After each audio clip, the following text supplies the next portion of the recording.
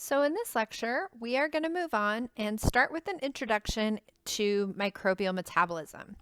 And so in lab, a lot of what we've focused on is looking and identifying types of bacteria.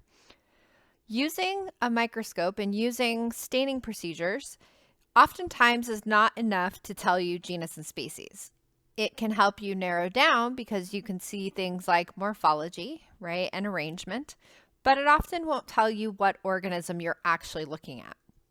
And so the way that we actually go about determining what microbe is present would be to look at metabolism, because different microbes have different types of metabolism. And so we focused a lot on this in lab. We looked at how bacteria use sugars, for example, how bacteria use proteins, etc. And so this is going to tie in nicely with lab and start to kind of introduce and expand on the idea of metabolism that we've been talking about in lab. So first of all, what is metabolism? Well, metabolism is the sum of the chemical reactions in the organism. So meaning it's all of the reactions combined, both the reactions that are used to build things in the cell as well to break them down. So when we look at metabolism, there are two main components. There is what's called catabolism. And when we talk about catabolism, this is used to break down molecules. So meaning that we start with a bigger molecule and we break it down. Now, when we break something down, what type of reaction is that? Is that going to be hydrolysis or dehydration? And remember back to our reactions in lab. If we're looking at if an organism metabolizes a particular substrate, what type of reaction were we talking about? And the answer is we talked about hydrolysis reactions. So we looked at starch hydrolysis, right? We looked at casein hydrolysis. We talked about lots of different reactions, and remember that hydro, water, lysis is breaking. So using water to break apart these substrates. So we're going to be using hydrolysis reactions. We're going to be breaking down molecules. So we're starting with something bigger and we're breaking it down into smaller parts. Now, in terms of energy, so if you think about building something or breaking it down, right? So if we compare building something versus breaking it down, imagine I'm building a tower with blocks. Which one is going to require the input of energy? Which one are we going to have to put energy in to do? To build the tower or to break it down? And the answer is we have to put in energy to build the tower. When we break it down, like in the case of catabolism, when we break down molecules, we release the energy that's stored in those bonds. And so we call these types of reactions exergonic. So exergonic reactions, energy is released. So the energy that's stored in that bond that's holding that molecule together, when we break that bond, we're going to release energy. And so again, this is why we call that exergonic. Think of energy exits. So energy is released when we break things down. And so the purpose of catabolism is that it's used to provide energy and building blocks for what's called anabolism, which is going to be to build stuff up. So these types of reactions are going to be coupled with one another. These catabolic reactions, these reactions that break things down, are going to be used to help build other things up. And we'll talk more about that in just a minute. So if we talk about anabolism, when we think about that, the way that I remember this one is that catabolism, it's a catastrophe. It all falls apart. Anabolism, the way I remember that one is I think about anabolic steroids. So if an athlete is taking anabolic steroids, for example, what is that athlete trying to do? Well, it's trying to build muscles.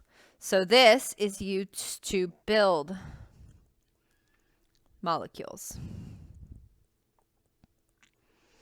So catabolism is breaking them down. Anabolism is building them up, right? And again, just like anabolic steroids would be to build muscles, anabolism is referring to building molecules. Now, if we are synthesizing macromolecules, is that hydrolysis or dehydration? And the answer is dehydration.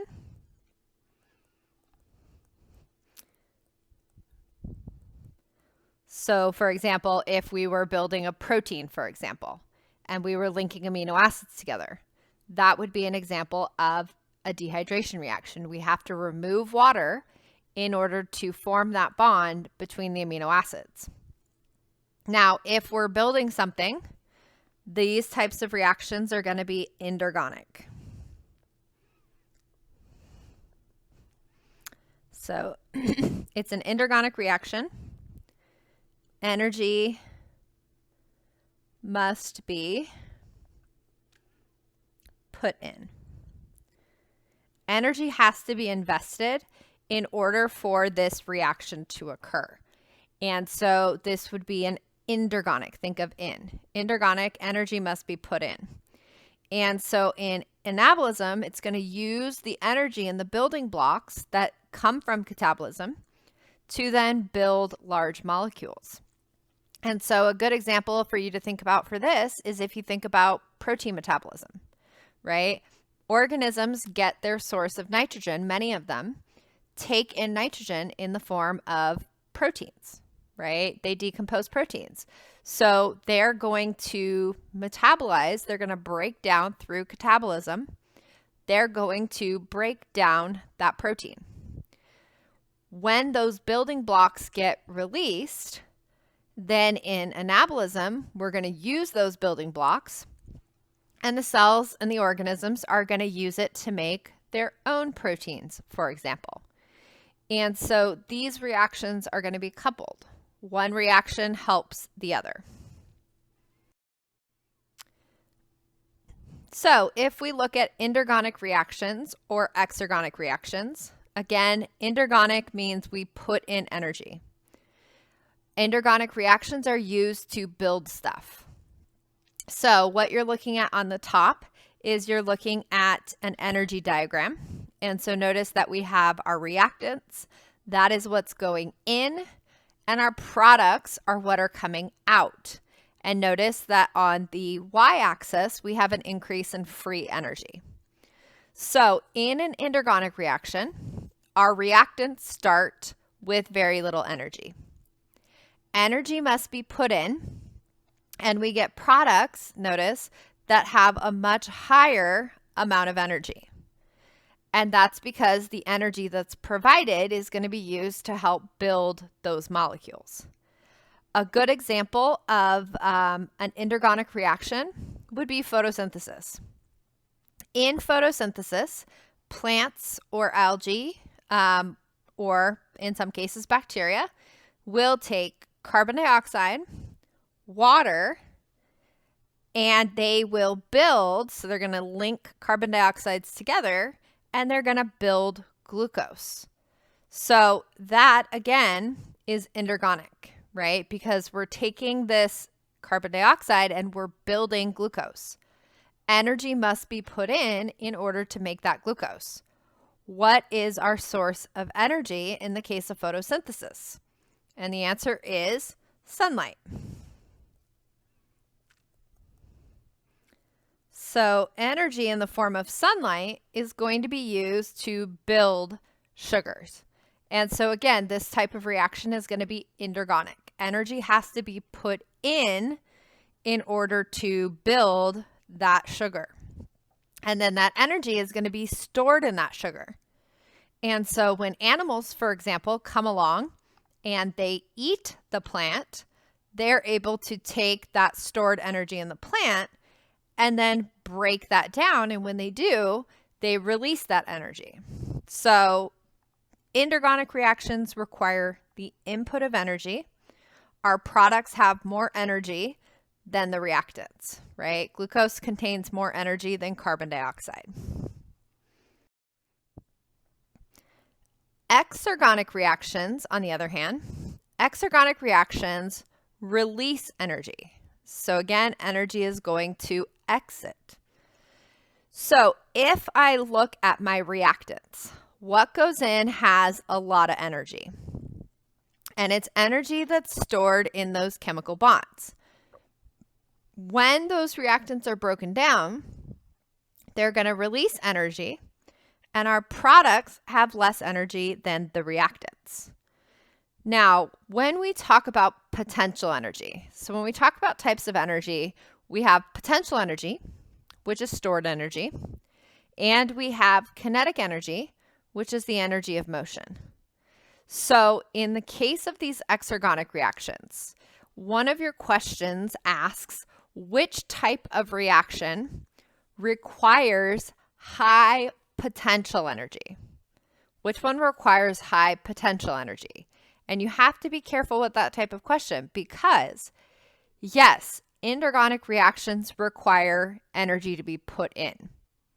But the question is not asking you that. It's asking you which type of reaction requires high potential energy. Potential energy is stored energy. That is going to be the exergonic reactions because it has energy stored in those bonds. When we break it down, that energy gets released and our products have less energy than our reactants. So be careful if we're talking about energy, what type of energy, right? Endergonic reactions require energy to be put in. Exergonic reactions require potential energy. They have to have energy stored. An example of an exergonic reaction would be cellular respiration. And so notice that if you look at the bottom, cellular respiration is essentially the opposite of photosynthesis. So our reactants in this case are oxygen, O2, and glucose. And so when we eat, we are going to metabolize our food. We're going to break it down. So glucose is higher energy than my product, which is carbon dioxide. And so during the process of breaking that glucose down, the energy released from the glucose is used to produce ATP for the cell. And ATP is cellular energy. So this slide is just kind of summarizing metabolism and how all these parts are interconnected. So if we look at when we eat food, for example, or when a bacterial cell takes in food, right? So they're going to take their nutrients, so our glucose or our proteins, etc., and they're going to take those food sources and they're going to undergo catabolism. They're going to break down that glucose. So in terms of catabolism, it's going to break down the glucose using glycolysis, the Krebs cycle, the electron transport chain, fermentation, etc. And so it's going to break down that sugar and it's going to produce various precursor molecules. So in the case of glycolysis, it's going to produce pyruvate. We have glyceraldehyde 3-phosphate. We have acetyl-CoA, which forms in a transition step, etc. So as we break down our food, we are going to produce these precursors. When we break down our food, we're going to release energy that's stored in that food. So again, those reactions are going to be catabolism. They're going to produce energy. Those precursors are then used to build building blocks. So those precursors are going to be used to make amino acids, to make carbohydrates, to make nucleotides, to make fatty acids. So the building blocks, the monomers that are going to be needed to make our polymers. If we're taking our precursors and we're converting them into building blocks, again, endergonic, right? It's anabolism. We have to put in energy to build those. Then we take those monomers or those building blocks and we put them together and we form our macromolecules. So our proteins, our peptidoglycan, if we're talking about bacteria, our DNA and RNA, our lipids, etc. Again, that's anabolism because we're building up macromolecules. And then lastly, we have to put those macromolecules together in those structures, and that will form our bacterial cell. And so again, metabolism is going to be the sum of its parts. So it's both the anabolic reactions and the catabolic reactions put together.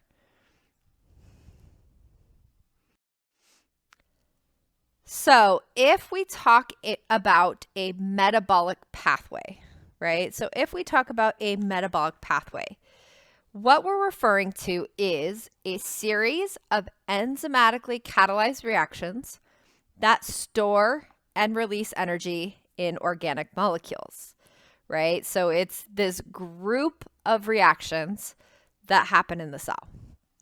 And so if we talk about types of patterns or types of pathways that we can have what we call a linear pathway.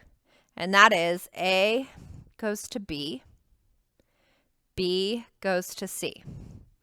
So that's linear. This breaks down to this, which breaks down to this.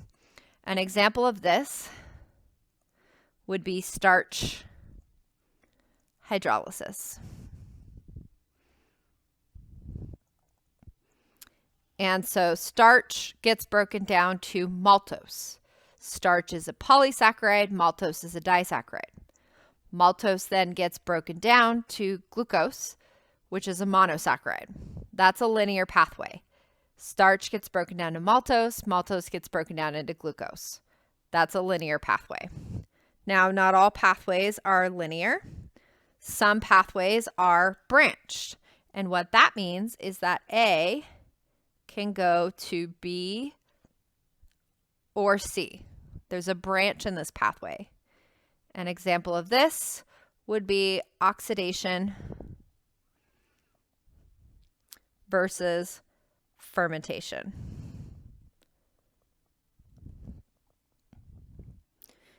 And so we talked about this when we talked about our OF test, our oxidation and fermentation test. And so both types of metabolism, both oxidation and fermentation, both use glycolysis. They're both going to take that 6-carbon glucose and break it down into pyruvate. Now, the branching comes in after the pyruvate. So the A would be representative of pyruvate. If O2 is available, pyruvate is going to go through oxidation. So it's going to go into the Krebs cycle and then the electron transport chain. If, however, O2 is not available, if there's no O2, we're not going to go through oxidation, but instead we're going to go through fermentation. And so that's C, right? So pyruvate kind of acts as this key branching point between whether the cell does oxidation or whether the cell does fermentation. And then lastly, the last type of pattern that we can have is A goes to B, B goes to C, and C goes back to A. It's a circular pathway. An example of this would be the Krebs cycle, which you're going to see in this chapter. It's a circular pathway, right? It's cyclical. So it's going to produce a circle. Now, in lab, we've been doing our biochemical tests, right? And in our biochemical tests, we are looking for if bacteria can do a particular chemical reaction. And remember that what that really means, essentially, is we're testing if bacteria have that enzyme. So like if we talk about our urease test, urea is the substrate, and we're testing if bacteria produce urease. If they make that enzyme, they are able to do that reaction. And so those metabolic pathways are determined by what enzymes an organism produces. If they produce that enzyme, they can do that metabolic pathway. If they don't produce that enzyme, they cannot. Now, how is it determined if bacteria have that enzyme? Enzymes are proteins, right? proteins are encoded for by the DNA. So what determines whether or not an organism can do a particular pathway is it's actually looking at, do bacteria have that gene? Do they have that DNA sequence that codes for that enzyme? If they do, if they have that gene and they produce that enzyme, they can do that chemical reaction. So a good example to think about for this is fermentation. Fermentation, there are two main types. There is alcoholic fermentation, which produces alcohol, and there is lactic acid fermentation. Our cells in our body our muscle cells do lactic acid fermentation. So if you're exercising very heavily and you're not getting enough O2, your cells are temporarily going to switch over to fermentation because they're not getting enough oxygen. Now, yeast have the ability to do, and some bacteria can do, alcoholic fermentation. And what that means is that they still form their pyruvate, but when O2 is not available, they're going to take that pyruvate and they're going to produce alcohol. They're going to produce alcohol. And so this is why yeast is used to make beer, bread, wine, etc. So if you think about it, why do yeast do alcoholic fermentation and we don't? The answer is the yeast have the enzymes to do that metabolic pathway. We don't.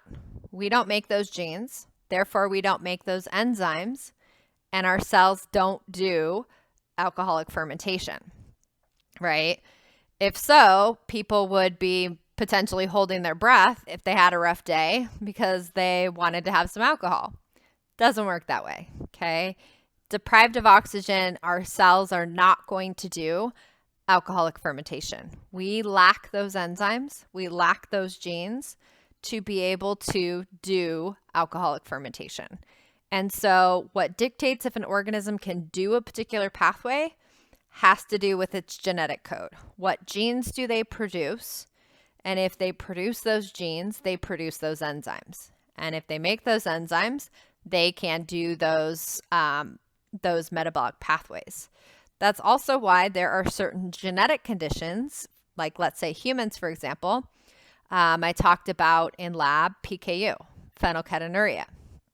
And what happens is that people who have PKU inherited two mutated copies of the gene that encodes for an enzyme to metabolize phenylalanine.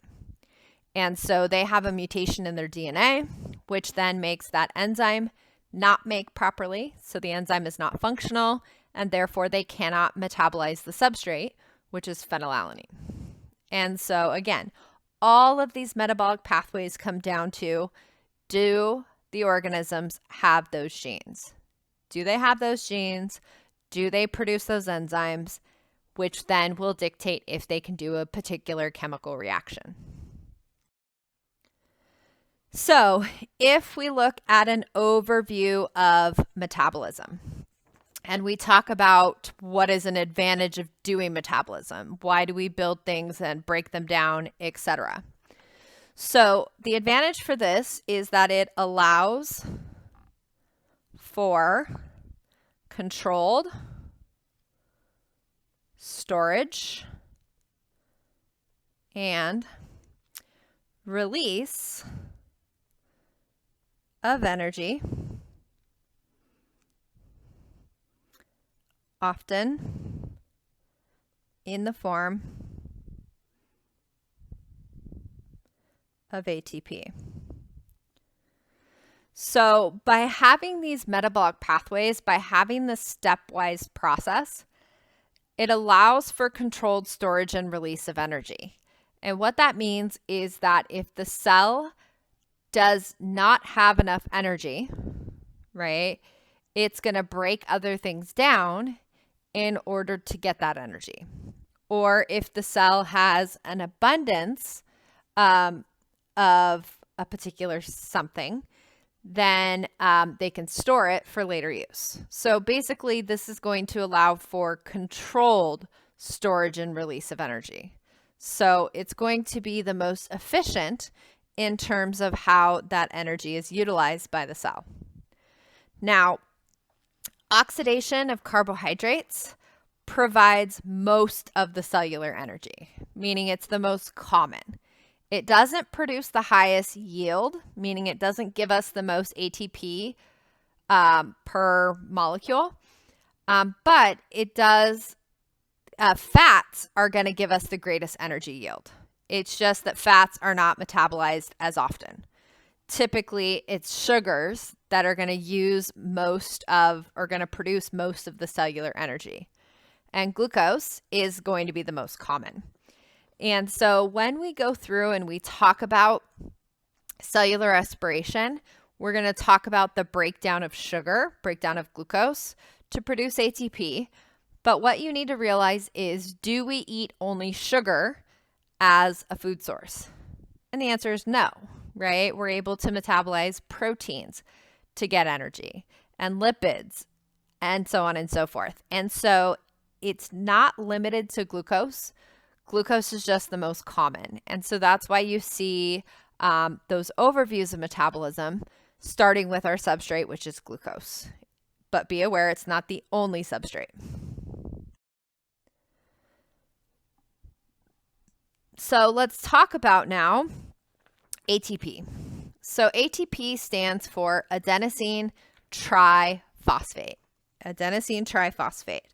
So let's underline. Adenosine triphosphate is ATP.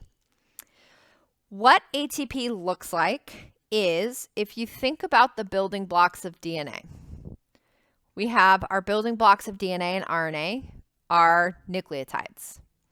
Nucleotides have three parts. It has a sugar, a phosphate, and a nitrogenous base. And so if I look at my ATP molecule here, here is my pentose, my 5-carbon sugar, 1, 2, 3, 4, and 5. This is our 5-carbon sugar. And in this case, the 5-carbon sugar is going to be ribose. It has its hydroxyl group at carbon 2. We have our base, so sugar. Here's our base over here. This is adenine. So this is our nitrogenous base. And then we have our phosphate group. Notice that our phosphate group in this case is a triphosphate. It has 3 phosphate groups on it. So this structure is similar to RNA. It's like the building blocks, in fact, of RNA, because it's a sugar, a phosphate, and a nitrogenous base. Now, look at these phosphate groups. Phosphate groups carry a negative charge. So if you think about this, if this phosphate is negatively charged, and this phosphate is negatively charged, and this phosphate is negatively charged, do those negative charges want to be together? Do they want to be next to one another? Do like charges attract? The answer is no. Like charges do not attract. Like charges actually repel one another. They don't want to be together. Opposite charges attract. So in order to build ATP, in order to put those phosphate groups together, energy had to be invested, because linking those together is not energetically favorable. They don't want to go together. So energy had to be put in to form the bond between those phosphate groups.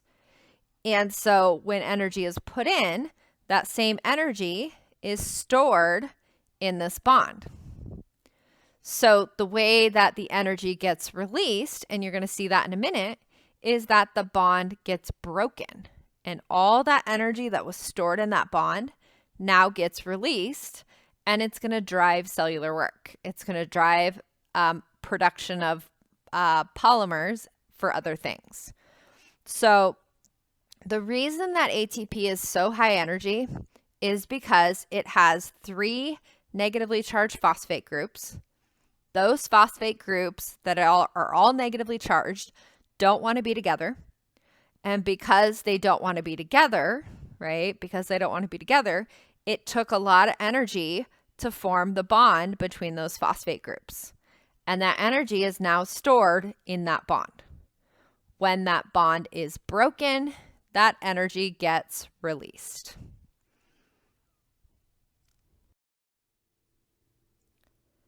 So we just talked about how ATP is high energy. And so now we're going to focus on how does ATP release energy. And so again, ATP is adenosine triphosphate. So there's the triphosphate. So we have 1, 2, 3 phosphates. Remember that those 3 phosphates are all negatively charged. And so in order to link those phosphate groups together, a lot of energy had to be put in. And the energy is stored in those bonds. So here's where the energy is stored.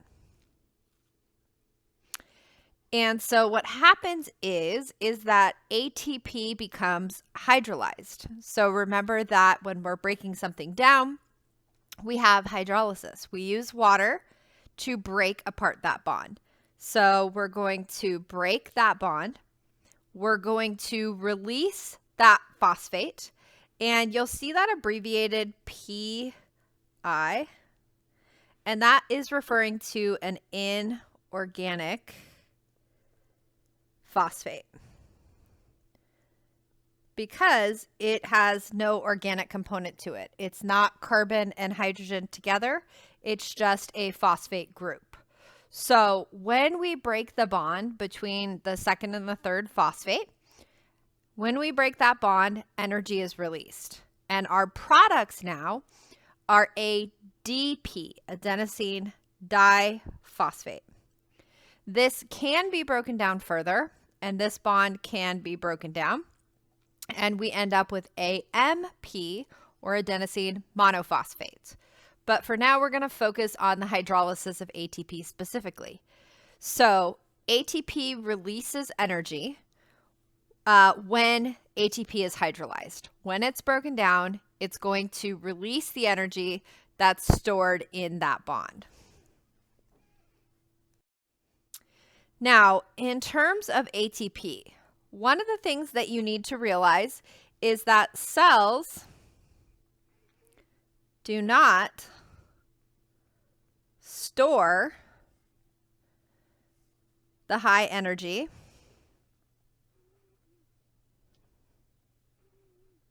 ATP.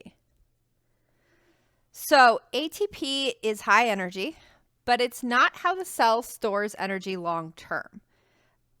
ATP is too high energy. So if we think about the way that cells store energy, think about what types of macromolecules that the cell might store energy as. So one would be polysaccharides, right? Sugars. So instead, cells store energy-rich molecules such as, so polysaccharide. How do animal cells store polysaccharide? What form of polysaccharide do animals have? Answer, glycogen. Right? Animal cells store glycogen in the muscle and in the liver. How do plants store their sugar? And the answer is starch. And organisms store energy in fats. So the long-term storage of energy is not ATP. ATP is temporary energy. It's used pretty quickly. Long-term storage of energy is by producing macromolecules, producing these large molecules which can store the energy. And when needed, that energy can be broken down, that glycogen can be broken down and release sugar. And then that can be used to produce ATP. So cells don't store high energy ATP. Instead, they're going to store energy as glycogen, starch, or fats. So what we're looking here is we're looking at what is referred to as coupled reactions. So let me explain what this means. So coupled reactions. So if we look at breaking down food, so let's say we are breaking down glucose to CO2 during cellular respiration.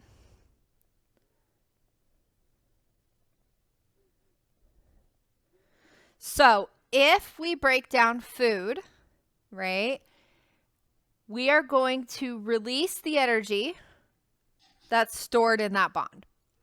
So what do we call cellular respiration? Endergonic or exergonic?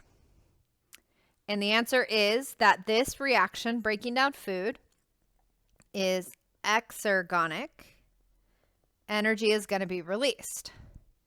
Now, that energy that's released, so here's the energy that's released from this process is coupled to production of ATP, meaning this is how the cell is going to produce ATP. Now, this part of the reaction, going from ADP, adenosine diphosphate, and building ATP, is that reaction, building ATP, is that endergonic or exergonic? And the answer is building ATP requires the input of energy. This part of the process is endergonic. Energy must be put in to build ATP. Where does that energy come from? It's paired with the exergonic reaction of cellular respiration. So when we take that sugar and we break it down, we're going to release energy. That energy is used to produce ATP. Now, ATP can be hydrolyzed. And when it's broken down, notice we have ATP plus water. When ATP is broken down, that is exergonic. It's going to release energy. And that energy is going to be used to build molecules, right? And so it's going to, let's say, take glucose and build to form glycogen. And then glycogen can be stored. This part of the reaction, glucose to glycogen, building up a polysaccharide, is endergonic. If we're building a sugar, energy has to be put in. The energy comes from the exergonic reaction of ATP being broken down. So this is what we call a coupled reaction. And that is that an endergonic reaction, one that requires the input of energy, is paired with an exergonic reaction. The exergonic reaction is going to release energy, and the energy released from the exergonic reactions are used to power the endergonic reactions. So let's put a little note on here. So we'll put this here. So cells hydrolyze or use,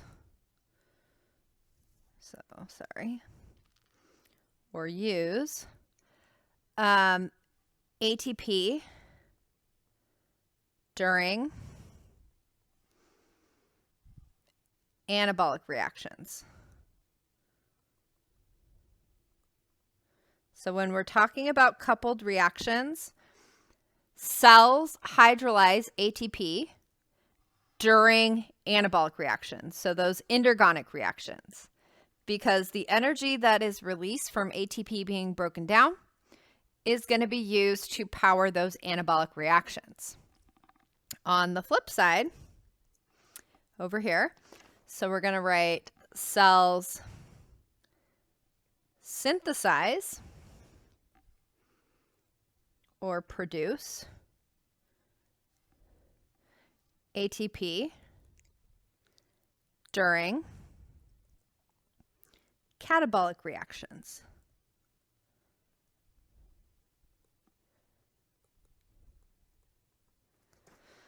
So what that is essentially saying is that cells are going to make ATP when other catabolic reactions are occurring. So again, if we break down food, that is a catabolic reaction. That is exergonic. It's going to release energy, and that energy is used to build ATP. And so this is what we mean when we talk about coupled reactions. The two reactions are coupled to one another. If you need energy to be put in for a reaction to occur, that energy has to come from somewhere. That energy is going to come from other exergonic reactions. So this is what we call a coupled reaction. So, question for you. ATP stores energy in the form of blank. So we're not talking about cells. It's not cells store energy. How does ATP itself store energy? So would you say red, mechanical energy, yellow, heat, green, complex carbohydrates, blue, chemical bond energy, or purple, amino acids? So when you're ready, pause your video and then resume it once you thought about your answer. So if you said blue, you are correct. ATP stores energy in the form of chemical bond energy, meaning it stores its energy in the bond between the phosphate groups. And when those phosphate groups are broken, that energy is released to power cellular work. So ATP itself stores energy in the chemical bonds. If this had said, how do cells store energy? Well, then yellow, complex carbohydrates could be correct, right? But we're not talking about the cell. We're talking about how ATP stores energy. Where does ATP get its energy from? And it gets it from its chemical bond energy. So in order to understand a little bit more about chemical reactions, we need to have a few terms. And the first term is what we call the collision theory. And that is that molecules or atoms must make physical contact in order for a chemical reaction to occur. So if you think about it, molecules are in motion, right? They're constantly moving. So in order for a reaction to occur, they must collide. There's the collision theory. They must collide.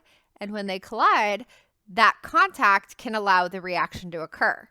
So if you think about ATP hydrolysis, right? Not only do we need ATP, but ATP has to come in contact with water in order for ATP to be hydrolyzed. So that's the collision theory. They must make contact in order for the reaction to occur. And what you're going to think about in a minute is what can be done to make those collisions more likely. And we'll talk about that in a minute. Activation energy. Activation energy is the amount of energy required to get a reaction started. And so what that means is that even reactions that are exergonic, even reactions that are going to release energy, have to have a little bit of energy inputted to get the reaction started. And that energy that has to be put in is activation energy. When we talk about reaction rates, the reaction rate is the frequency of collisions containing sufficient energy to bring about a reaction. So basically, how fast does this reaction occur? And so that is going to be the reaction rate.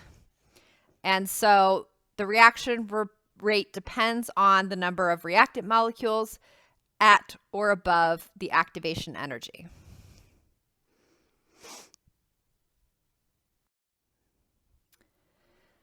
So again, even exergonic reactions need some energy to be put in order for the reaction to occur. So notice if we look at this energy diagram, on the bottom we have the progress of the reaction. On the y-axis we have free energy. And so what you're looking at is that your reactants, notice on this, have more energy than the products. So the reactants have higher energy. So this reaction is exergonic. It's going to release energy. However, in order to get the reaction going, energy must be put in. That hill that it must overcome is called the activation energy, and that's going to be abbreviated EA. So when you see EA, you're thinking activation energy. So even exergonic reactions, even reactions that release energy, have to have a little bit of energy put in to get the reaction started. And again, that is going to be our activation energy.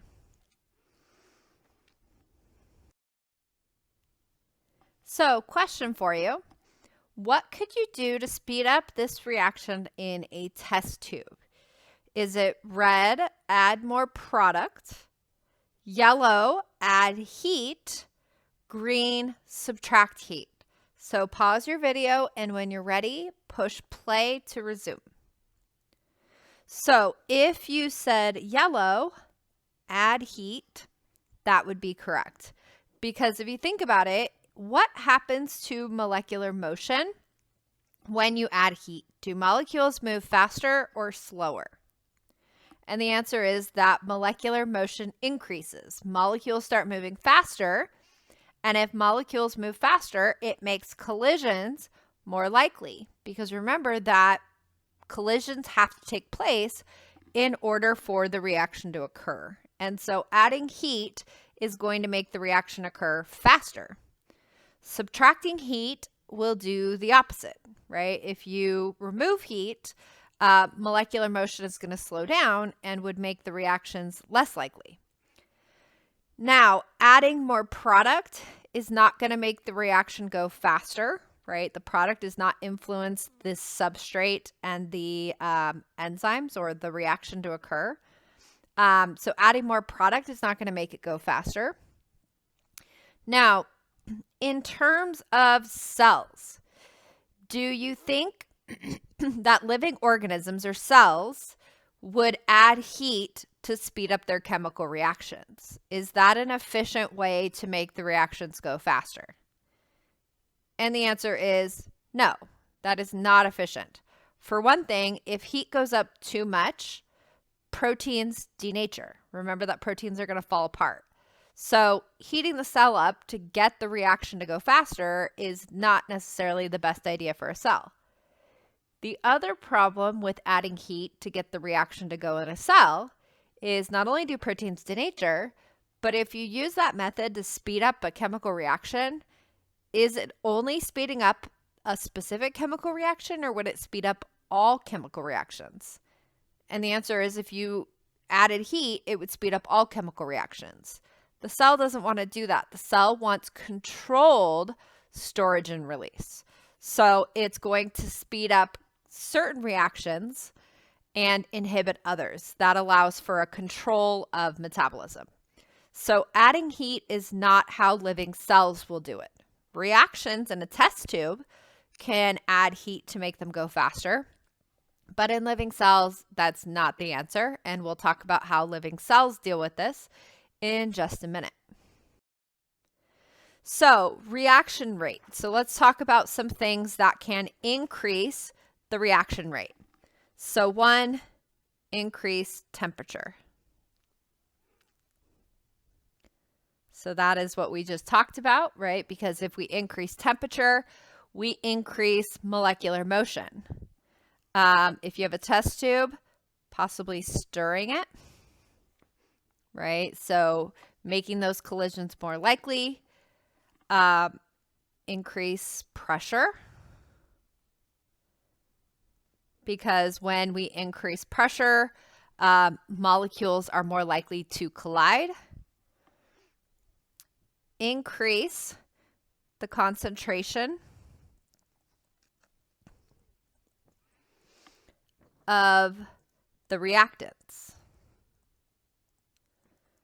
Because if the concentration of the reactants is higher, right, it makes those collisions more likely. They're more likely to find each other if their density is increased.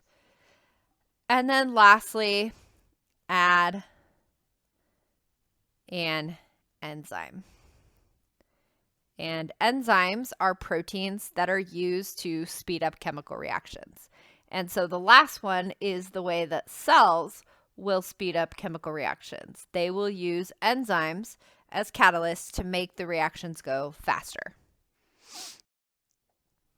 So in the next part of this lecture, we are going to talk about how cells use energy to speed up chemical reactions. So enzymes are three-dimensional globular proteins. So think of them like a ball. And because they're proteins, they have to be folded into their correct conformation in order for the enzyme to be active. Names of enzymes end in ase. So think about in lab all of the different enzymes that we've talked about: urease, casease, gelatinase, right? Ase tells you enzyme. The way that enzymes work is that they catalyze chemical reactions by lowering the activation energy. Basically, they're going to make the hill smaller. And so you can think of this from the standpoint of an analogy. So let's say on this top one, without an enzyme, so here's my reactants. These are what it gets put in. So we have our lactose here. And our reaction is going to be to hydrolyze lactose to form the monomers, the products, which will be glucose and galactose. Breaking down lactose to glucose and galactose is exergonic. It's going to release energy. However, in order for this reaction to occur, energy has to be put in to get the reaction started. That's your activation energy. So even though energy is released, notice that the energy is lower when this is done. Energy has to be put in order to get the reaction going. That's your activation energy. The way that an enzyme works, so this green blob is our enzyme. And in this case, it's lactase, which is going to hydrolyze lactose. And so our lactose is going to bind. And the substrate, what we call the substrate, is going to bind at a part of the enzyme that's called the active site. Active sites are specific to the substrate, meaning that lactase can bind to lactose. It does not bind to sucrose, even though sucrose is another disaccharide. Sucrose does not have the same shape. So this active site in the enzyme is highly specific. Typically, each enzyme catalyzes only one reaction. So again, lactase is going to only break down lactose. It only does one reaction. So back to how our enzymes work. Here is my enzyme, my lactase. The active site is where my substrate, which is lactose, is going to bind. If we're hydrolyzing lactose, there's something missing from this diagram, and that is hydrolysis requires the input of water. So in order for the reaction to occur, lactose and water must make contact. So what the enzyme does essentially is it helps facilitate that interaction. It helps bring those substrates together. So we said that enzymes lower the activation energy. They decrease the amount of energy needed to get the reaction going. And so now your hill, your activation energy is smaller. Which hill will you be able to get the ball over faster, the small hill or the large hill? And the answer is you're going to get it over the small hill faster. And so with an enzyme, it's going to speed up chemical reactions because it lowers the activation energy and it makes the reaction go faster. And so enzymes work by lowering the activation energy, makes the hill smaller. So this is just comparing. The red line is the reaction with an enzyme. The blue is the reaction without the enzyme. And so we start with our reactants. There's no enzyme present. It's an exergonic reaction because notice that our reactants have more energy than our products. But even though it's exergonic, it still requires the input of energy to get the reaction going. That is our that is our activation energy. Now, if an enzyme is present, the reaction is going to occur much faster because it's going to lower the hill. It's going to decrease or lower the activation energy. And when we decrease our activation energy, that is going to allow the reaction to happen much faster. Now, enzymes are what we call catalysts. And a catalyst is basically a substance that can retain their original chemical composition while bringing about a change in a substrate. And so what that means is when the enzyme is done with this reaction, it remains unchanged and available and is ready to do the reaction again. It can do the reaction over and over and over again. So when we talk about enzymes have several components to them. The first part is referred to as the apoenzyme. And the apoenzyme is the protein portion. It's the protein portion of the enzyme. And so if you think about enzymes, though, think about hemoglobin, for example. Hemoglobin is a protein. It doesn't function just with amino acids. It also has a non-protein component to it. And that non-protein portion is what we call the cofactor.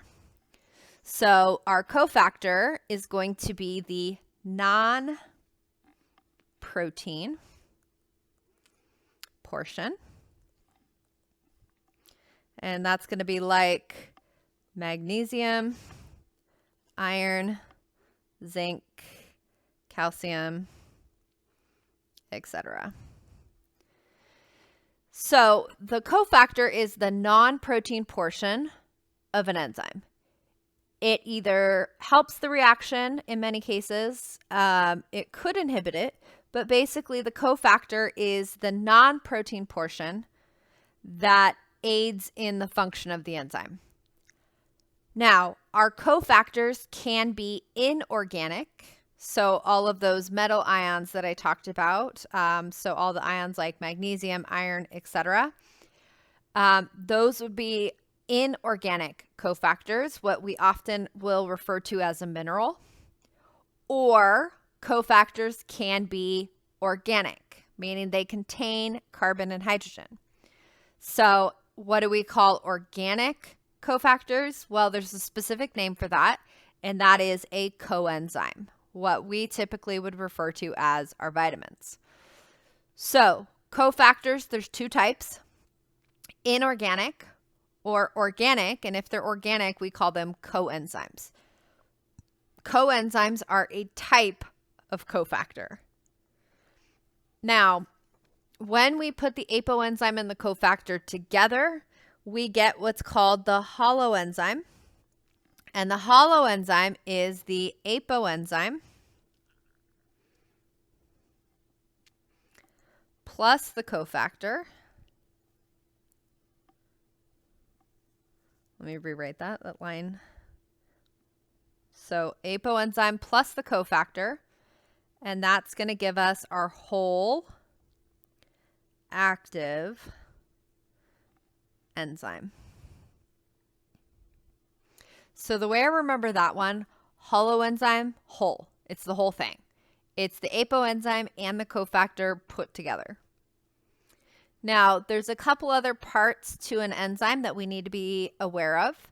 The first is going to be the active site. The active site is where on the enzyme the substrate is going to bind. So that's where the substrate binds. The enzymes can also have what are called an allosteric site. Allosteric refers to other site or other space. And this allosteric site is important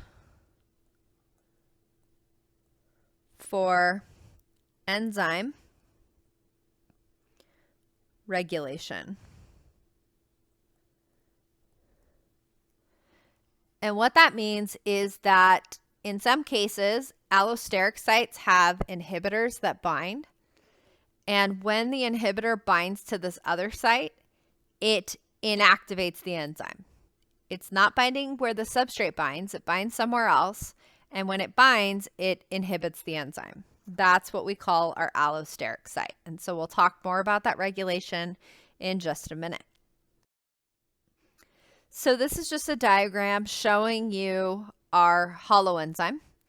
So we have our apoenzyme, which is our protein portion, and the apoenzyme alone is inactive. It doesn't have the proper active site for the substrate to bind. Then we have our coenzyme, which again is a type of cofactor. This coenzyme is an activator, meaning it helps the enzyme function. So the coenzyme is going to bind to the apoenzyme. And now we end up with our holoenzyme, which is our whole enzyme that is active. Now we have the proper active site.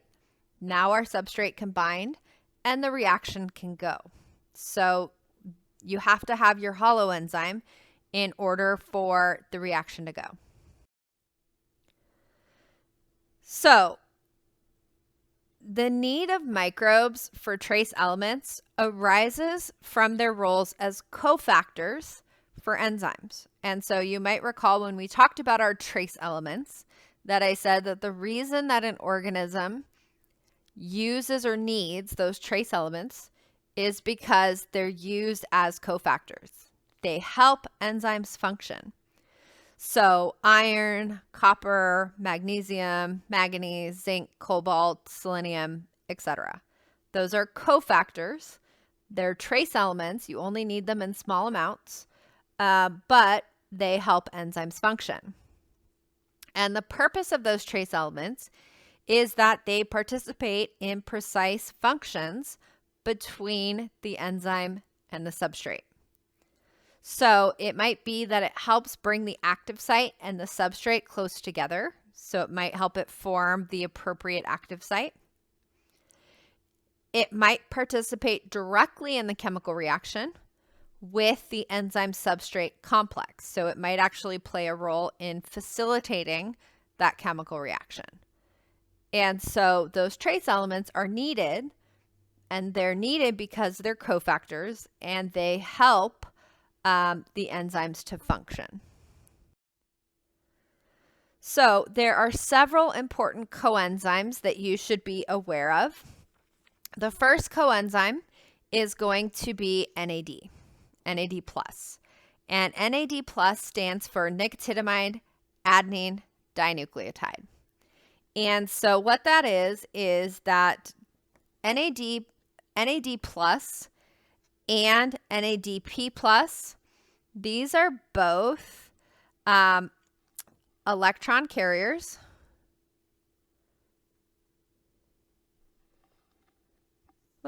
Carriers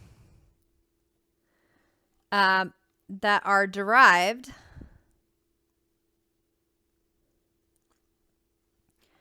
from the B vitamin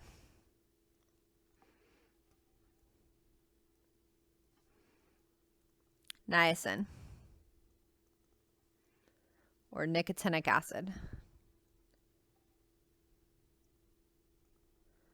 So nicotinic acid. So these are two types of electron carriers. They're derived from niacin. So we have nicotinamide adenine dinucleotide. We have nicotinamide adenine dinucleotide phosphate. Now, NAD+ is an important electron carrier in cellular respiration. And again, when we get to our talk on cellular respiration, you will see that. The way I remember what NADP+ is, think photosynthesis. It's an important electron carrier in photosynthesis. And so both photosynthesis and cellular respiration, they both have an electron transport chain in them.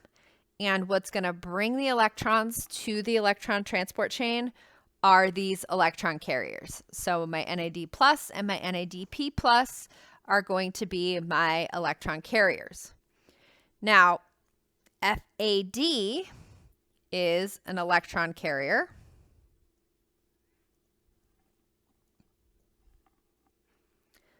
But is derived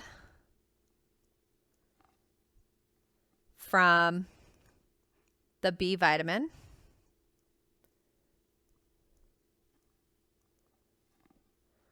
riboflavin, which is vitamin B2. It is also used in the electron transport chain.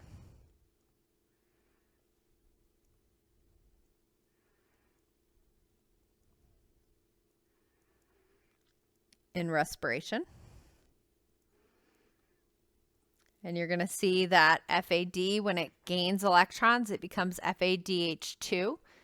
And that's going to go drop off electrons at the electron transport chain. And then lastly, we have what's called CoA or coenzyme A. And coenzyme A is derived from the B vitamin, pantothenic acid,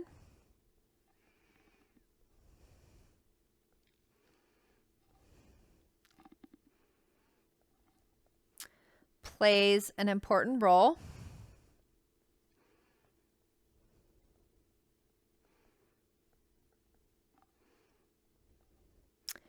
in the synthesis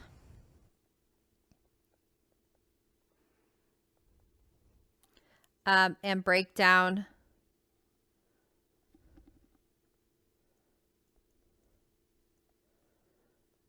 of fats,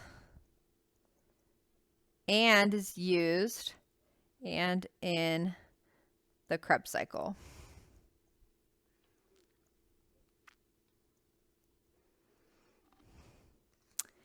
And so these are some examples of important coenzymes. Coenzyme tells you it contains carbon and hydrogen. So these are some examples of important coenzymes that we will see again later in our cellular respiration talk. So we need to talk a little bit about how enzymes function, meaning the mechanism of enzymatic activity. So what we're going to do for this is I'm going to divide this slide into 4 quadrants. So we're going to divide it here. So step number 1, right? Step number 1. So the substrate contacts the active site.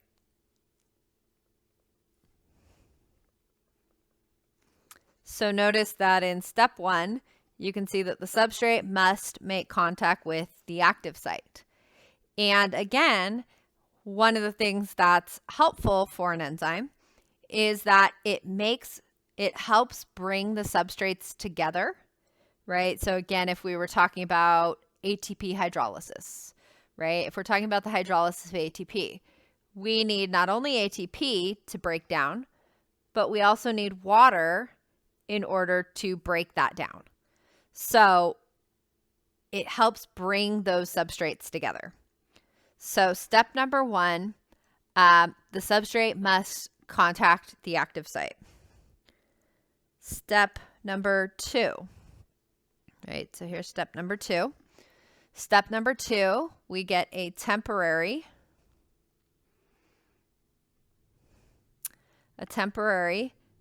enzyme substrate complex forms. So we get E plus S coming together. And you're going to see in a minute that this is what's called an induced fit. And I'll explain more about that in a minute. But the enzyme is going to bind with the substrate, and they're going to form a temporary enzyme substrate complex. Step number 3. So step number 3, the substrate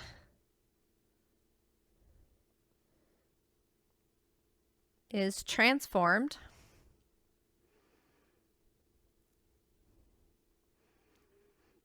into the product.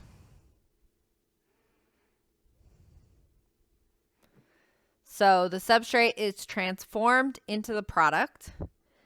And then steps 4 and 5, I'm going to combine as both being step 4.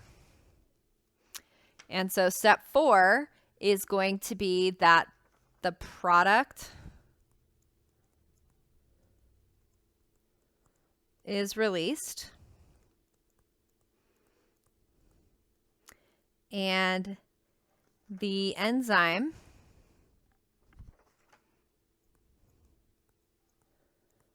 remains unchanged and ready to do reaction again. Oops.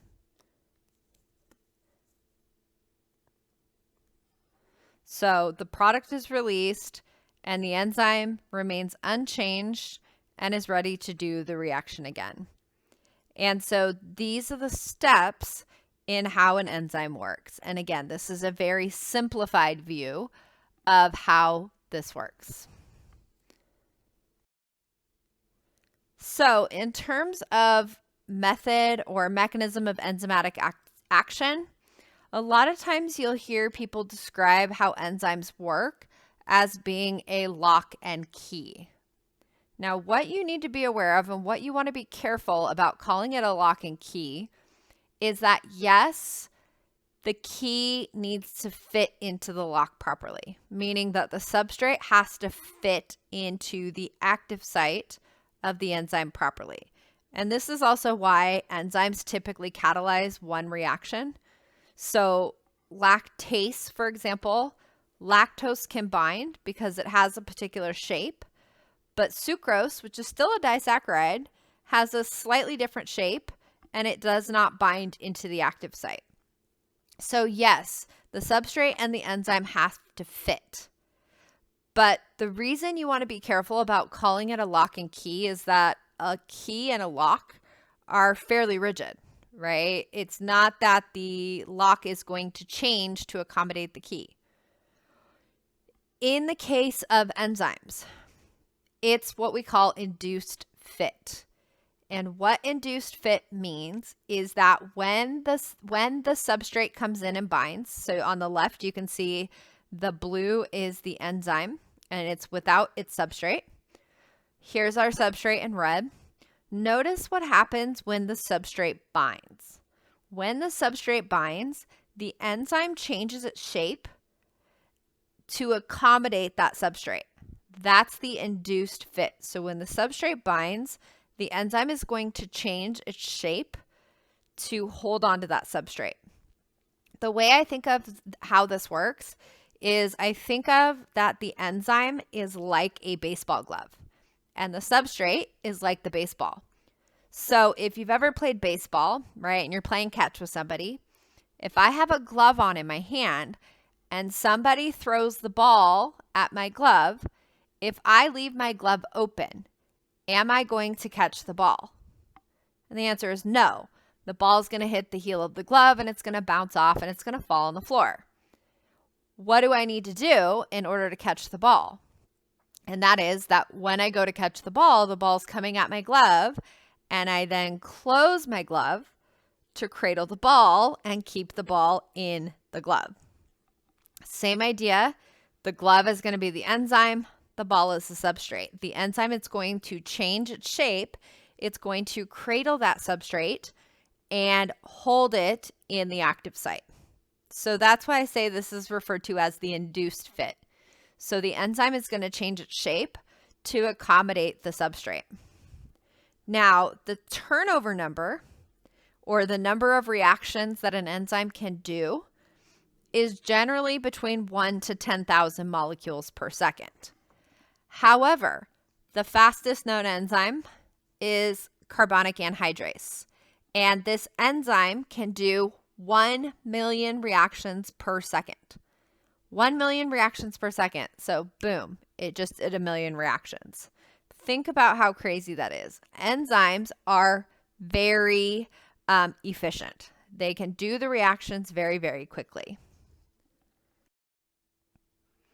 So we are going to move on to talk about how we can regulate enzymatic activity. And so again, enzymes are proteins. Proteins must be folded into their correct conformation in order for those proteins to be active and functional. So on the left, you can see an active functional protein. It's folded into its correct conformation. If that protein or if that enzyme becomes denatured, right, if it unfolds, the enzyme is not going to function properly. So what are some ways that enzymatic activity can be regulated? And that is temperature and pH are both going to play a role on the activity of the enzyme, because temperature, right, if you change the temperature, you're changing molecular motion, right? So if I raise the temperature, I increase molecular motion, which could break those bonds that hold that protein into that correct conformation. And so that increase in temperature can lead to denatured proteins, right? And we saw that when we did our heat fix step. When we took our slides and we passed them through the flame, that heat fix step denatured our proteins, it coagulated our proteins, and it allowed the bacteria to stick to the slide, and it killed the bacteria. So temperature affects enzymatic activity. pH also affects enzymatic activity.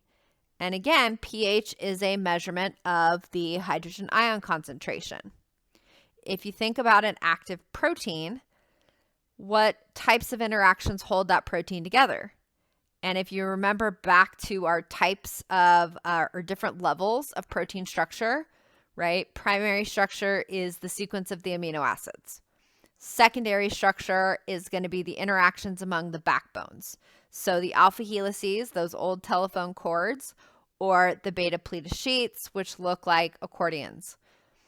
That's the interactions among the backbone. Tertiary structure is the interaction between the R groups.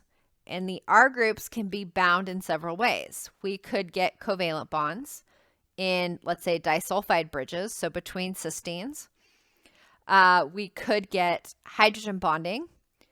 We could get ionic bonding between oppositely charged ionic R groups, etc. So there are different types of interactions that hold that protein together in its correct conformation. Now, if I change the pH, I'm changing the concentration of the hydrogen ions. If, let's say, we add more hydrogens, well, now there's more free floating hydrogens in the solution. And what ends up happening is instead of the protein interacting with itself, it starts to interact with the free hydrogens in the solution. And when it does that, it causes those bonds to break, which causes a denatured protein. So pH will also play a role in enzymatic activity. Substrate concentration and inhibitors, we're going to talk about those in just a minute. So the first part is looking at how the environment affects the enzyme. And again, looking at how temperature and pH play a role. So the top one, you're looking at the effect of temperature on the enzymes.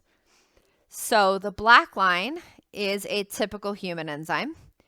And notice that if we're looking at the rate of reaction for that black line, the enzyme functions optimally about 37 degrees Celsius, which makes sense, right? Because our enzymes are in our body, so they should work best at human body temperature. If we get above about 45, our enzymes will denature. If the temperature is too low, right, it's going to decrease molecular motion, which is going to decrease the rate of the reaction. So temperature is going to play a role in how the enzyme works. If I look at a thermophilic or heat-tolerant bacteria, that thermophilic bacteria is used to growing at high temperatures, right? And so notice that its enzymatic activity is not optimal at human body temperature, which is why many thermophiles don't cause human disease, because their enzymes are not active at our body temperature. But that enzyme instead functions at a higher temperature, so about 70 or so. It stops functioning at about 40. It stops functioning at about 90. But notice that its range of optimal temperatures is different than that of human enzymes. Our range of temperatures is different than a thermophile. Think about what that means. Remember how I said that temperature influences molecular motion, right? If I raise the temperature, molecules are going to move faster. And if the temperature becomes too high, it causes proteins to denature. So if you think about the types of interactions between the R groups, you want to think, if I'm thinking as a scientist and I'm thinking about protein structure, right? And I want to know, what is it about these enzymes in the thermophiles that allow them to work better at higher temperatures? What are the adaptations that those organisms have that allow those proteins to not denature at higher temperatures? And the answer is that it's the types of amino acids that are in those thermophilic bacterial enzymes that will influence the fact that they can withstand higher temperatures. So if we talk about our types of interactions, so again, we have our hydrophobic interactions, we have ionic interactions. Remember, those ionic interactions, though, are within a cell, which is aqueous, meaning there's water. We have hydrogen bonds, and we have covalent bonds. Of those four types of bonds, which type would you expect to see more in thermophiles? Which ones are going to make those proteins the most stable?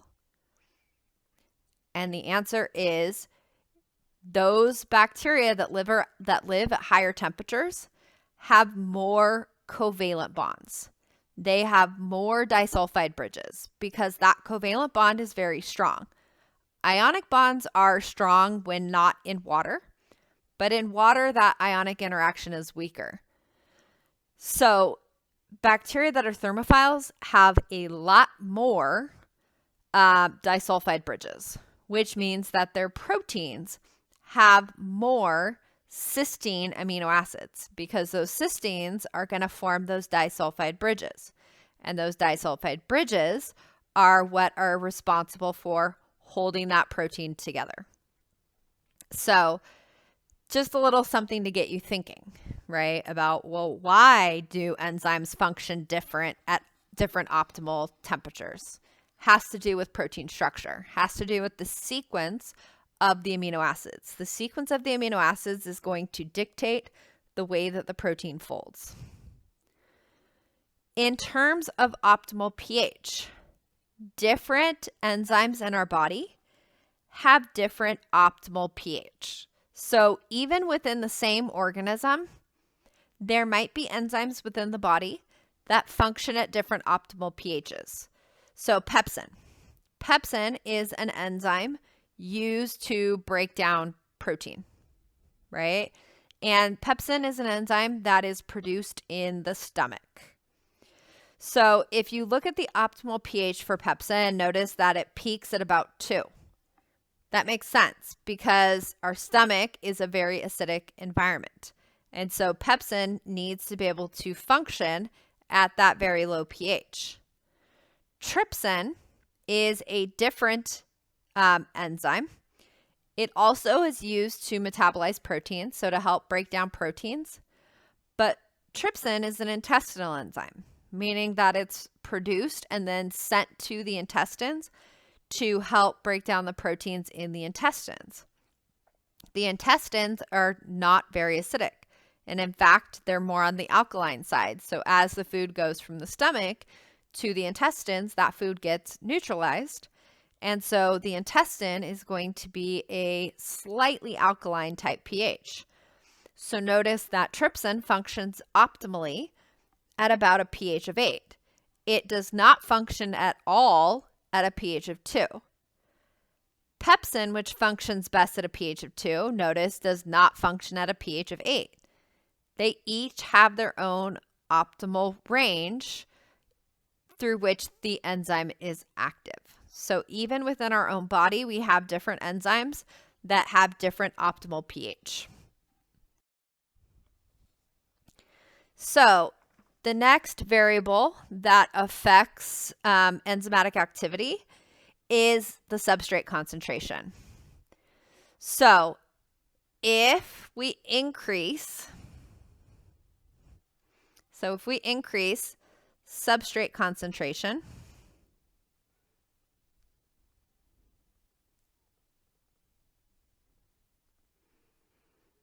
we will increase reaction rate until saturation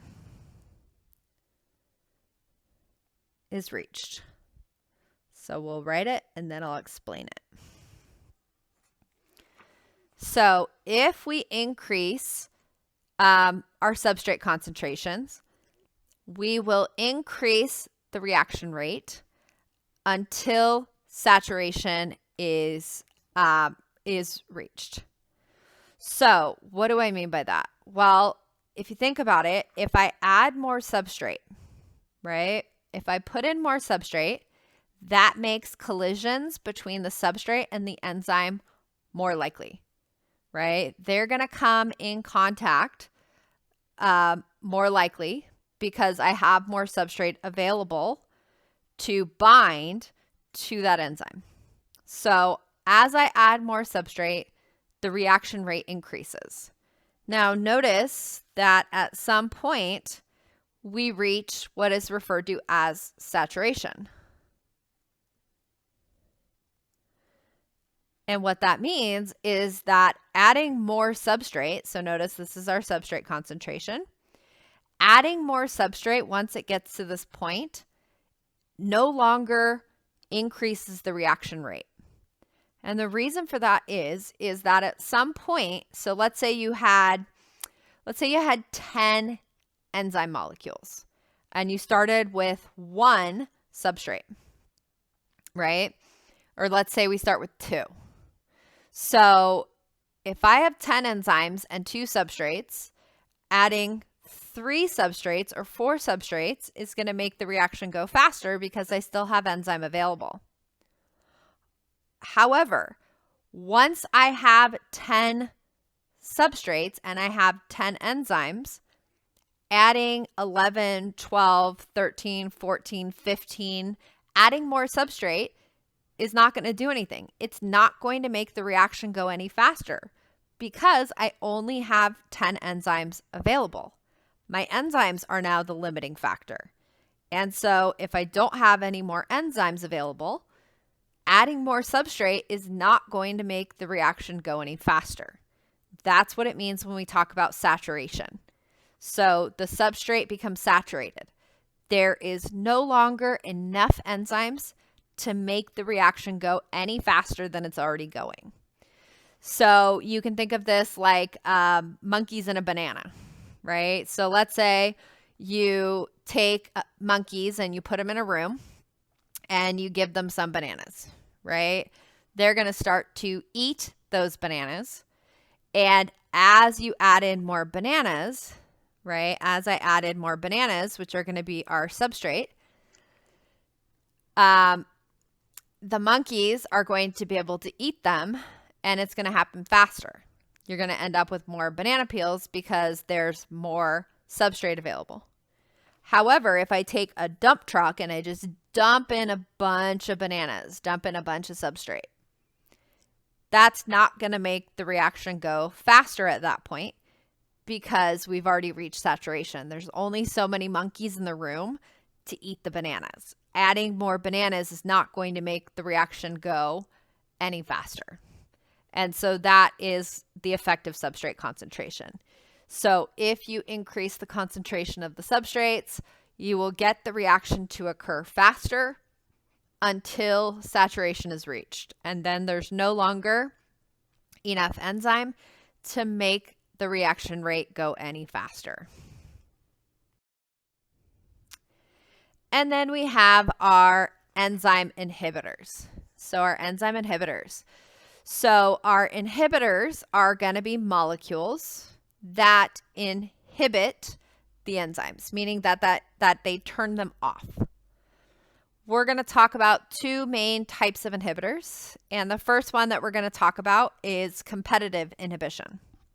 So competitive inhibition is where, so if you look at A on this bottom diagram, so the green is the enzyme, the red is the active site.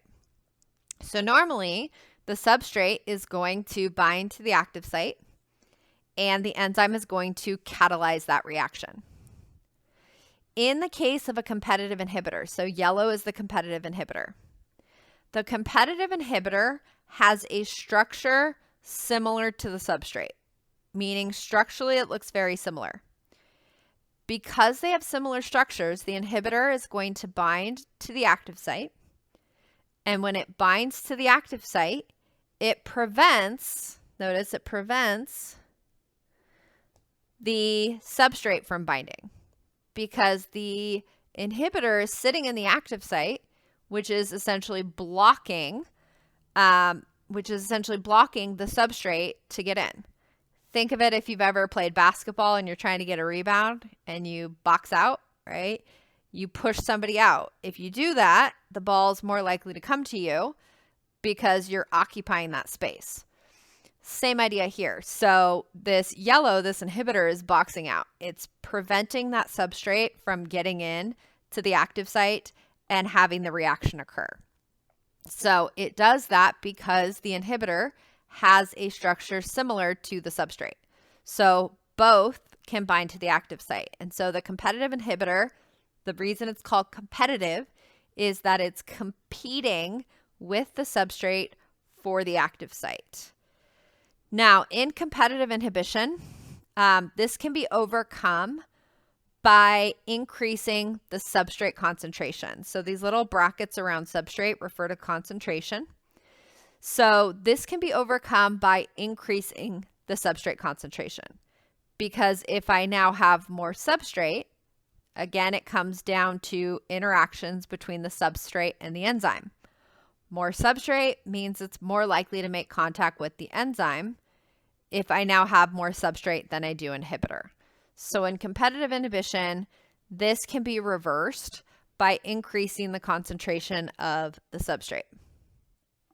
Now, one example of competitive inhibition is to think about, if you ever know about the statin drugs. The statin drugs are a class of drugs that are used to lower cholesterol. So if you've ever heard of Lipitor, Lipitor is a drug used to lower cholesterol. Now, one of the things that you need to realize about cholesterol is that some people have what's called familial hypercholesteremia. They are born with genetically high cholesterol. The reason for that is that people that have this condition, they have a mutation in their LDL receptor. And the LDL receptor binds to what's called LDL, low density lipoproteins. LDL is a cholesterol carrier. It's going to help carry cholesterol through the blood. So what happens is people who are born with familial hypercholesteremia have mutated LDL receptors. Normally, the LDL receptors will bind to the LDL to help get cholesterol into the cell because your cells need cholesterol for your cell membrane. Cells in the gonadal tissue, the testes, for example, use cholesterol to act as a precursor to make testosterone. So your cells do need cholesterol. And so normally the LDL receptor binds to the LDL and the cholesterol, and it helps bring the LDL into the cell, which keeps your blood cholesterol levels low, meaning within the normal range. If somebody is born with familial hypercholesteremia, so if you notice, let's say, a trend wherein all the generations, you're seeing high cholesterol, even though the person has a good diet and is healthy. If you see that trend, it's likely that that family has that familial hypercholesteremia, and that is their LDL receptors are mutated. LDL does not bind to the receptor, which means that the LDL stays in the bloodstream. That cholesterol stays in the bloodstream, and that leads to abnormally high cholesterol levels, right? Because when we get our cholesterol levels checked, we're looking for cholesterol in the blood. If the LDL can't get into the cell, the cholesterol stays in the blood, and you lead to elevated cholesterol in the blood. Now, currently, we don't have a way to really fix the LDL receptors. So that is not the approach of cholesterol lowering drugs. The way that drugs like Lipitor work is that instead of targeting the LDL receptors to help get LDL in, instead Lipitor acts on the liver cells to inhibit the production of cholesterol. So normally your body in the liver is going to synthesize cholesterol. So the way that Lipitor works is that it's going to inhibit cholesterol from being produced. And the way that that works is that there's an enzyme that normally will take a cholesterol precursor, and it will take that cholesterol precursor and convert it into cholesterol, meaning that's how your body is going to produce cholesterol.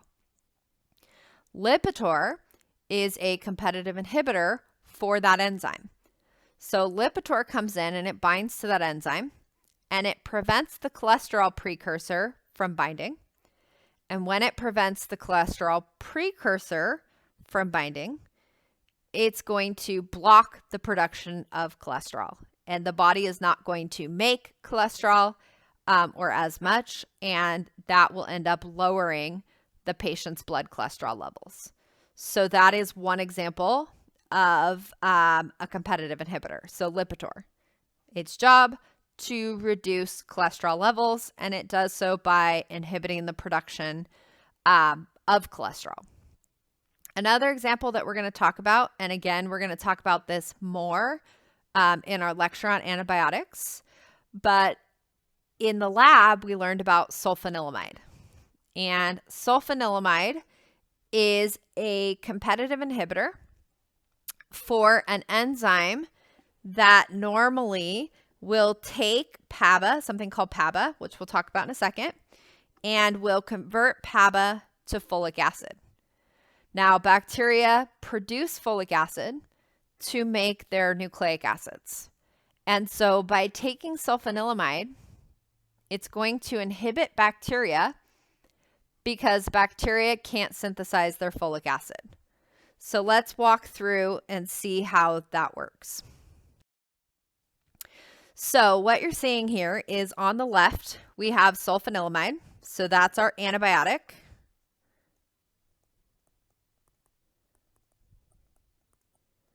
And we have PABA, which is normally our substrate. And so PABA, let me change my ink here. So PABA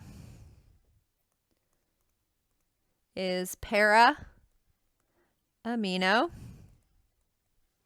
benzoic acid. and it's an essential nutrient used by many bacteria in the synthesis of folic acid. So it's used by many bacteria in the synthesis of folic acid. And folic acid is used to make nucleic acids.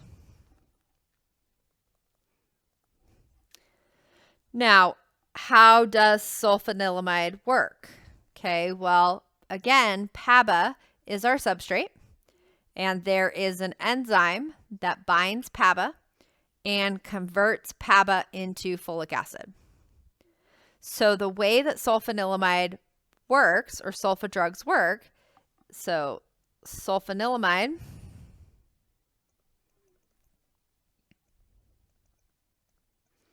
is a competitive inhibitor.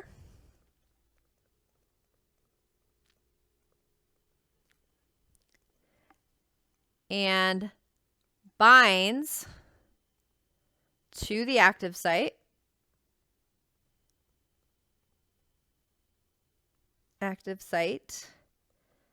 of the enzyme that converts PABA to folic acid. So sulfanilamide is a competitive inhibitor, and it binds to the active site of the enzyme that converts PABA to folic acid. So what ends up happening is because PABA can't bind, bacteria don't synthesize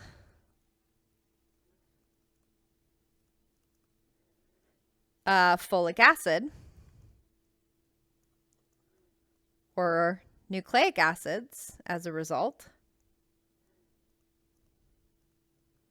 and it inhibits bacterial growth.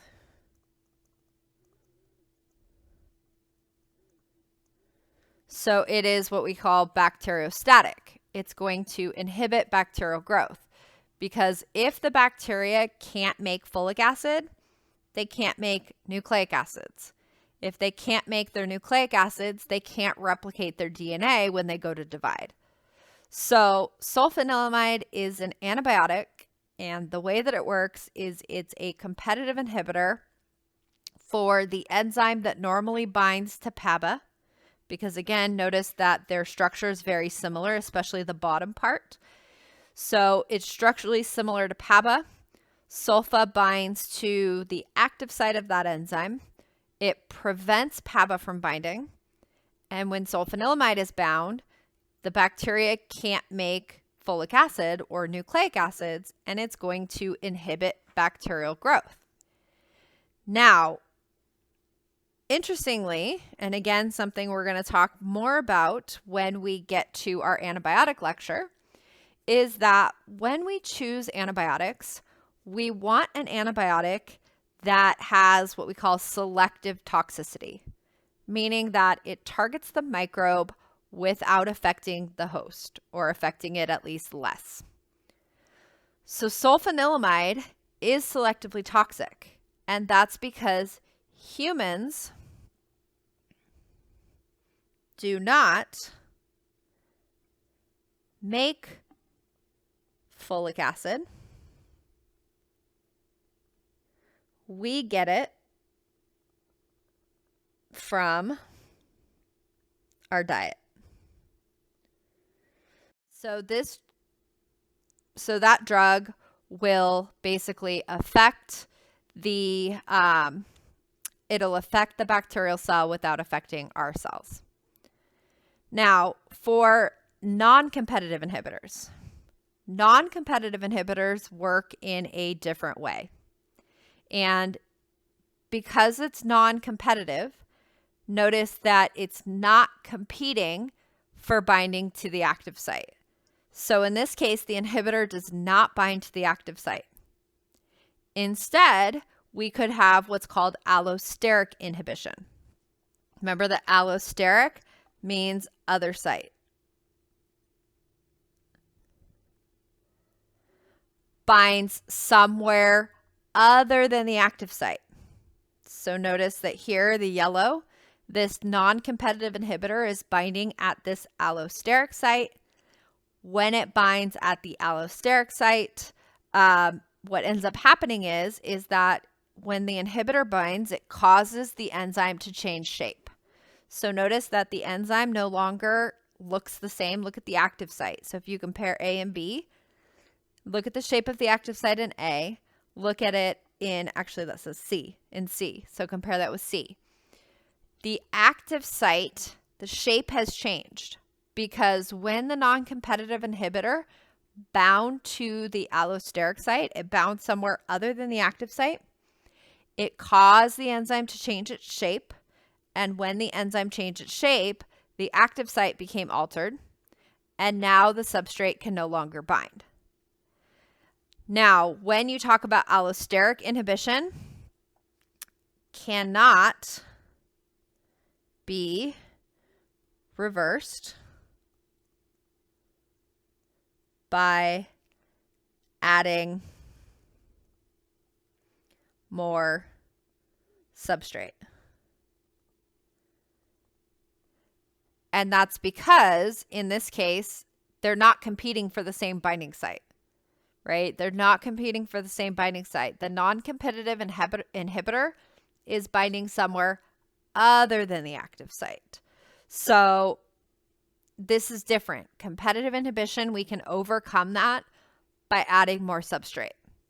Non-competitive inhibition or allosteric inhibition cannot be overcome by adding more substrate because it's binding somewhere other than the active site.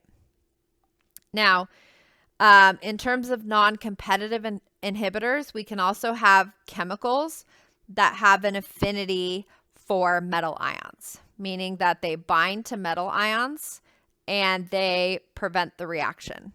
So notice an example of this would be to bind to metal activators and prevent a reaction. Cyanide, for example, can bind to iron. And when it binds to iron and it binds to iron-containing enzymes, it's going to inhibit the reaction from occurring.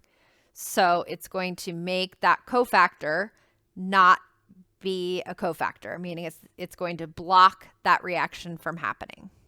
And so that is non-competitive inhibition.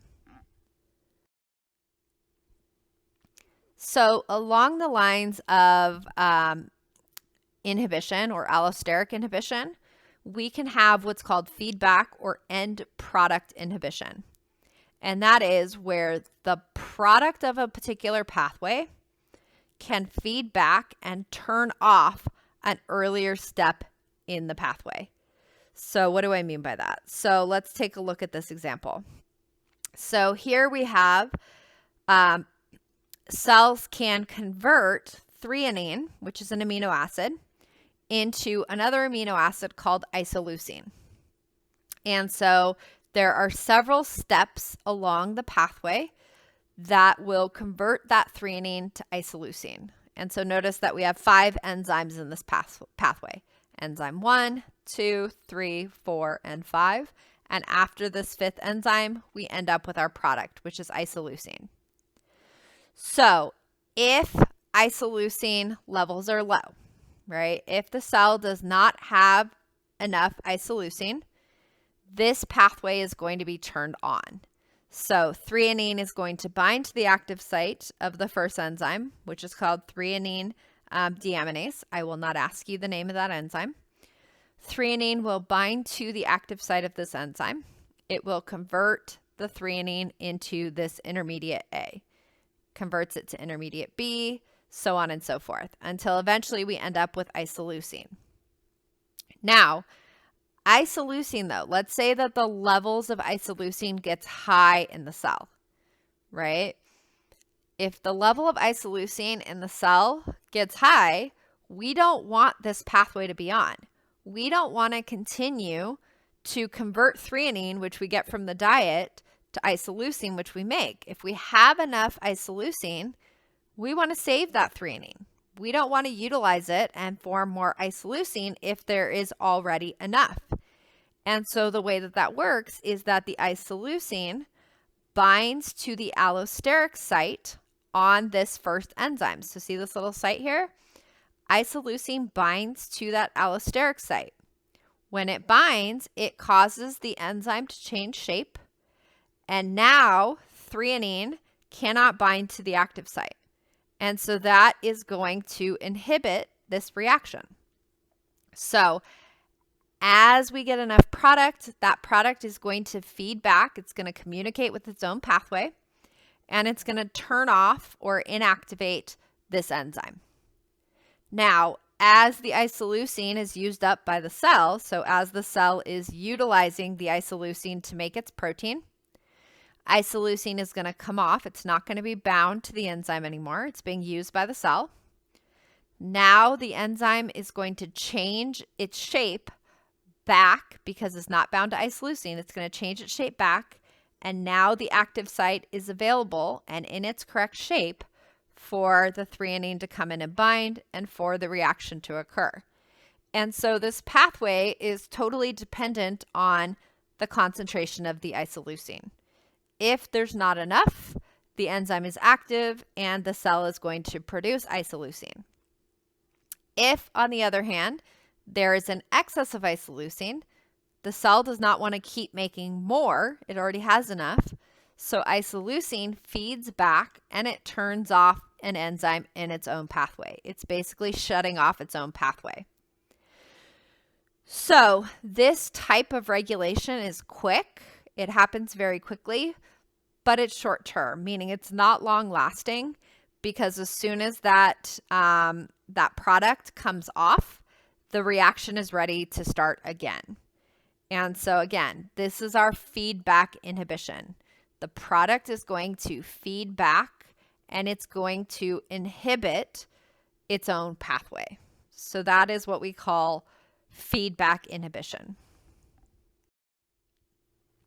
Now, in terms of our types of enzymes, and again, this goes with what we have learned in lab about endoenzymes and exoenzymes. So endoenzymes are those enzymes that stay inside the cell or are secreted. Endo means within. So these are inside the cell.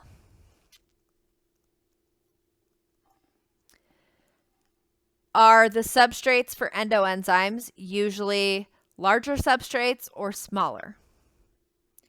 And again, usually smaller substrates, because the substrates can get into the cell and therefore these enzymes can be within.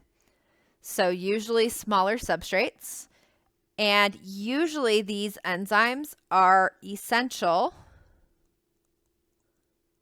to metabolism. They are absolutely required.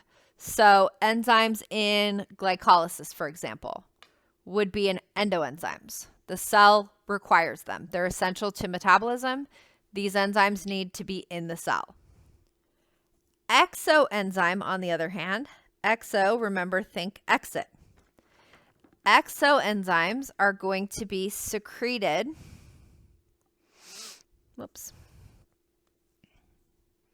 Secreted outside of the cell. And so if we think about our substrates for exoenzymes, usually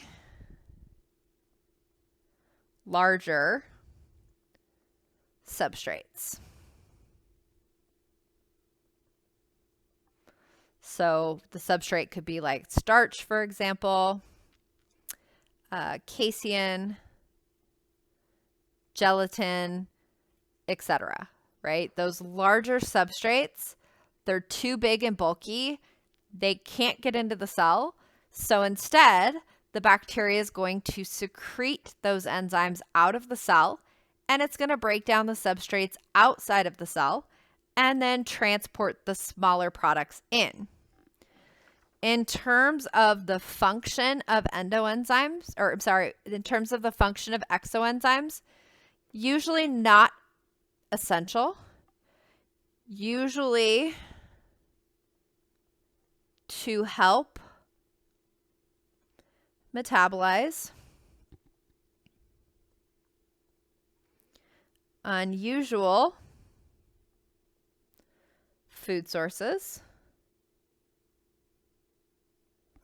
or larger food,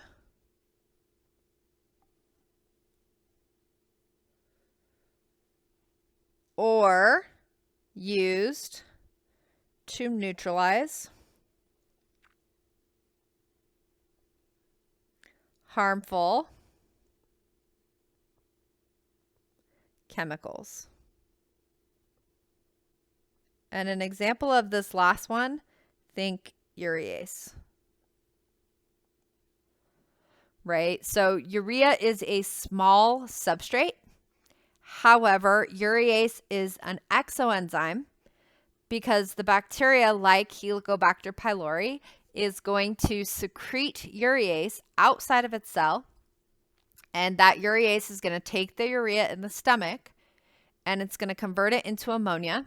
And when it converts to ammonia, that is used to help neutralize the stomach acid, which allows Helicobacter pylori to live in the stomach. So exoenzymes are used for a different purpose than endoenzymes. Endoenzymes are essential to metabolism. We've seen a lot of endoenzymes in class. We have our decarboxylase, our deaminase, right? We have beta-galactosidase, etc. These are endoenzymes. They're within the cell. Exoenzymes are for a different purpose, right? Metabolize unusual food sources or larger food. So again, intact proteins, intact polysaccharides like starch, or they're used to neutralize harmful chemicals like urease does. Enzymes can also be classified based on when they're produced. And so some enzymes are what we call constitutive. They're constitutive because they're always present, they're always produced. The cell makes these enzymes all the time. These enzymes are, again, essential to metabolism. The cell must have those enzymes. So an enzyme in glycolysis, for example, might be a constitutive enzyme because the cell needs that enzyme all the time. Other enzymes are what we call induced or adaptive enzymes.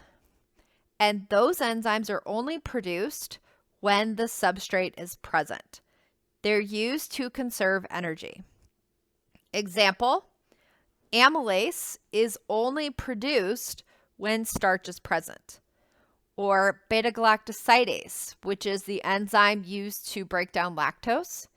Beta-galactosidase is an adaptive enzyme because it's only produced when lactose is present, so the substrate is present, and glucose is not. Because if not, remember, if bacteria have a choice between a monosaccharide and a disaccharide, preferentially they're going to use the monosaccharide. So if glucose is available, bacteria are not going to produce beta-galactosidase. There's no need. They already have their preferred food source. But if glucose is not available and lactose is, now the cell's going to invest energy to make the beta-galactosidase to be able to metabolize the lactose. And so that would be adaptive enzymes. And then the last type of enzyme that we're going to talk about is going to be our ribozyme. And ribozyme is actually an RNA-based enzyme. So while most enzymes are proteins, some enzymes are RNA-based, like ribozymes. And these RNA-based enzymes are going to cut and splice RNA. This is a type of enzyme that's found in the nucleus, which tells you something about them. Would you guess bacteria have these? Do bacteria have ribozymes?